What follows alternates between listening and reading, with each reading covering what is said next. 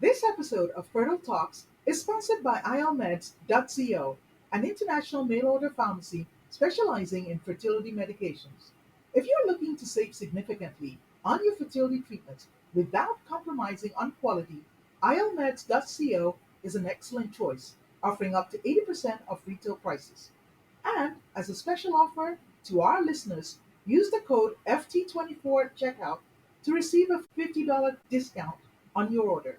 For your convenience, you can find a link to their website in the episode show notes. Thank you, and let's get started.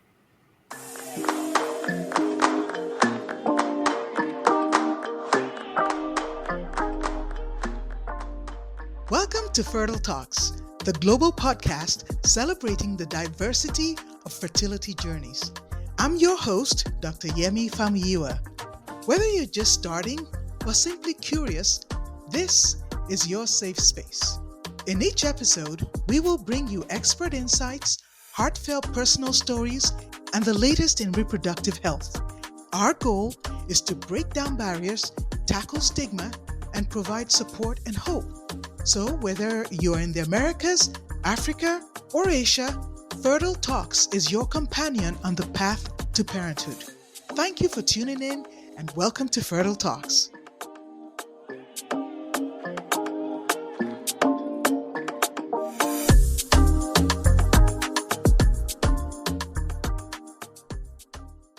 Hello everyone, and I have a special treat for you guys tonight.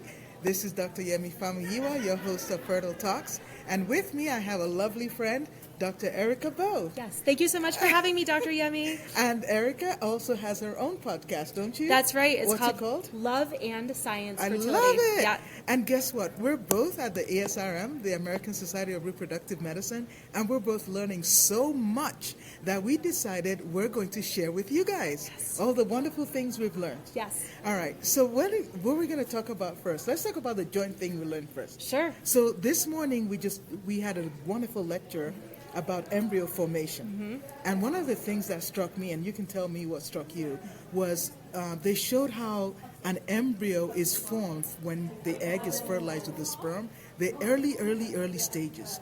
Do you know when you drink coffee, we've known coffee is not good for fertility, but this is clear-cut scientific evidence that coffee delayed the division, the growth of the cells. Yes, and it was so much smaller. Yes. And this is for scale. You Yes. saw that nice, healthy embryo without caffeine. Yes. And then you saw the embryo with caffeine, and it was like this very miniature version of itself because Yes. it doesn't have the blood flow. It doesn't have any of that stuff. Absolutely. It was really interesting. So take home, guys, when we've known about it, maybe you want to give up that latte if you're trying to get pregnant.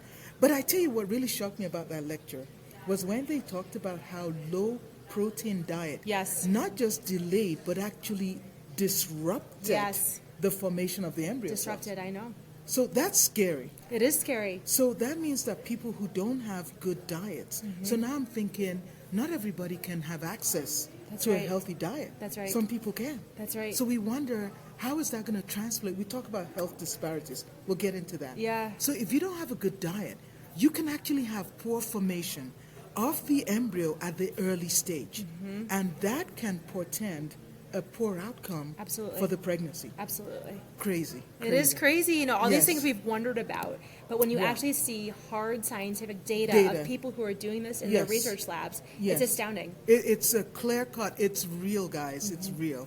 So why don't you talk about some of the lectures you went to that you Sure. thought, and I'll share some of mine Sure. that you thought were impactful today. Absolutely. Yeah. So I think one of the most interesting lectures that I attended, it kind of blended my interest as a physician and a coach because it talked about, what are people to do when they have what's called a mosaic embryo. Ah, yes. And so, Yes. for people who don't know all the terminology, we know that in the early embryo that some cells are seen as normal and some cells are not seen Right. as normal, but many times the normal cells overtake that embryo. Exactly. And I could be a mosaic. You could be. We might be. We might be. But we're understanding that genetics is so much more complicated than we initially realized. Yes. It's not healthy or unhealthy, but there's a lot of gray in the middle. Yes. And so, I went to a lecture on the mental health aspects. When you don't have any chromosomally Normal, yeah. normal or euploid embryos to transfer. And you have what's called a mosaic embryo, which means some of the cells in that embryo are measured to be sort of normal, deemed normal, and some are abnormal. What do you do, and what are the psychological implications of transferring something when there's even additional uncertainty to the mix? Yes. So they talked about the components of anxiety being, sort of uncertainty and lack of control over circumstances. And I thought that was really powerful because it's like helping, women and couples make these decisions in the face of uncertainty. And a lot of it was having expectations that there might be additional testing and also navigating the complicated feelings that can come up when these things happen. So that was fascinating to me. I took a lot of notes, took a lot of pictures, and I'll definitely bring that back to my practice. Yeah, and I think one of the ones that I just attended was with the microbiome. I'm always fascinated about the microbiome. And I didn't get to attend that lecture, so please, let's talk about it. Okay, so the microbiome, we talked about the microbiome. It's everywhere. You have bacteria in your fallopian tubes, in your uterus, in your gut, in your vagina, in your brain, in your mouth. Yeah. They're finding that there's a possibility that what is called a dysbiosis, a change in that microbiome, is intimately tied to lower implantation, is intimately tied to recurrent pregnancy loss. Wow. And there were some patients where they had repeated implantation failures. So all they did was either give them probiotics or give them antibiotic treatment. They tested the biome again, and the implantation went up in those patients. Wow. Isn't that crazy? So which group? The probiotic? The probiotic and the antibiotic both went up. Interesting. The combination of went up even higher. Interesting. So you're getting rid of abnormal bacteria. Because some bacteria are supposed to be here. And guess what? Yeah. 9% of your cells are your microbiome. Wow. Yeah, your flora, the algae, they're part of it. They actually also function as extra organ on their own because they prevent abnormal implantation. The normal microbiome is responsible for helping normal implantation. That's amazing. So when you get rid of the normal biome that's supposed to be in the uterus, you don't have good implantation. So interesting. Yeah. But I think one of the ones that's really fascinating, they're now tying the microbiome to endometriosis. So fascinating. So there might be coming out a blood test.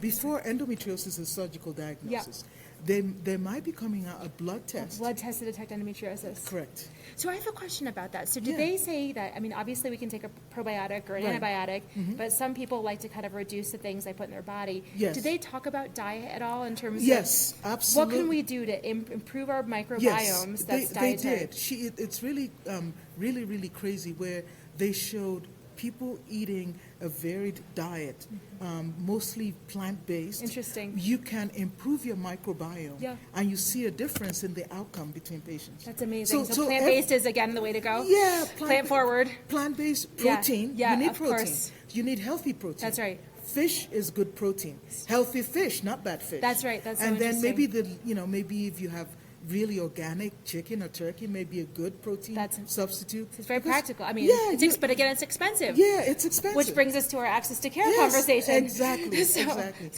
So it's really amazing because a lot of people suffer from endometriosis. They do. And to think that we may be able to help them. Now, this is all evolving. Yeah.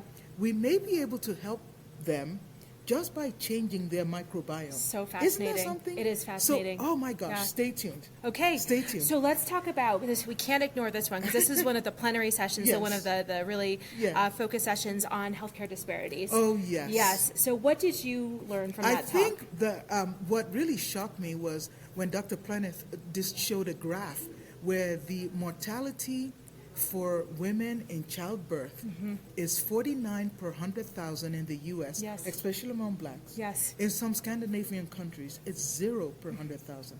A lot of European countries is 2 to 3 or less than 5. Yeah. What is going on? And we spend more money, yet our outcomes are worse. Yes. The U.S. spends the most money for healthcare. So I think I was really encouraged because she's really at the forefront of regulation, of advocacy. Yes. What are we not getting right in the U.S.? That's right. And it's all one big loop. It starts with trying to get your body ready for pregnancy. That's right. That's right. Setting yourself up for healthy implantation. Yes. healthy pregnancy throughout, Yes. and healthy delivery, healthy And baby. postpartum too. Yes. I was shocked. She said that 2/3 of the deaths actually happen in the postpartum period. period. And there's a huge opportunity for home visits. Yes. It's without It's a so ton of much. effort, we could prevent so many bad things So from many happening. things. So I find it encouraging that we're talking about this thing now. A lot of things that I'm also liking is I like collaborating. I like Yes. being with you guys. So this is an opportunity for us physicians to sort of get our act together. Yes. To collaborate Yes. more for the good of our patients. Absolutely. Yes.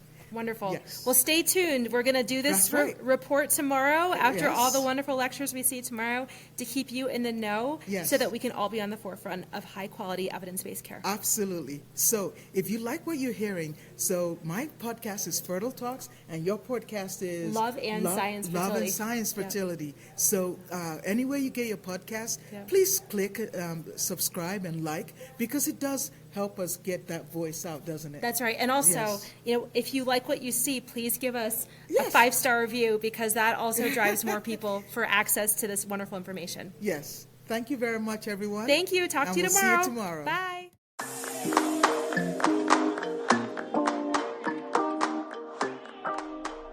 Thank you for tuning in to Fertile Talks.